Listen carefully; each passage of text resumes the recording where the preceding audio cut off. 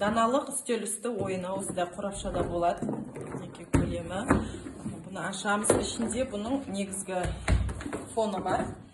Бұның өзі размері 1:1. Осылай жайылады. Екі беттік. Екінші бетіне де қолдануға болады тапсырмаларға. Және осында екі топқа беріледі. Барыс тобы, киіз үй тобы деп мысалы бөлдік дейік. Мына жерде барыс тобына қойып, мына киіз үй тобына мына тастап қолданатын жер бар, түсіндіремін. Мына осындай оюлар берілген.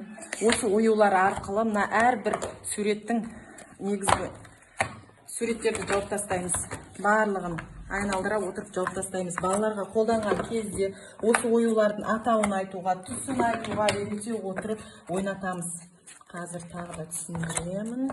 Осылай жауып шығамыз барлығын. Қызым бер. Өстіп жабамыз. Енді екі топқа бөлдік қой.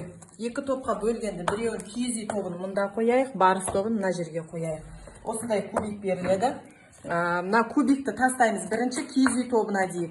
Киіз үй тобы тастағанымыз 4 қадам. 4 қадам алға жүріп барып ашады сол жерді. Ашқан кезде астынан міні. Ат әбзелдеріне байланысты ер тұрман шықты деп, ер шықты бұл мынандай деп қолданамыз деп, балалар осыған түсінік беріп өту керек. Енді оған түсінік беріп өтсе, егер әр дұрыс жауабына, мысалы киіз үй тобына жасыл жетон, қызылды барыс тобына беріп отырсаңыз болады. Осылай келесі тағы кубикті тастаймыз. Жұлдыз түссе, ол қалаған ұяшықты ашса болады деген. Оған бонус, яғни мен мынаны ашам деп осы жерге келіп тоқтауы мүмкін. Осылай қалады, осы жерде қалады одан кейін. Ашат астында бұл шапан түсті деп сол туралы сөйлеу керек. Және екінші бір түрі бұл ойынды қолдануға оюдың екінші беті бос. Бұл жерге кез келген тапсырма жазып қолданасыз.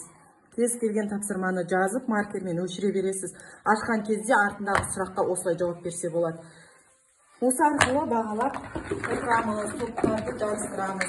Осындай жетондары 28 штуктан беріледі екі топқа бөлуге.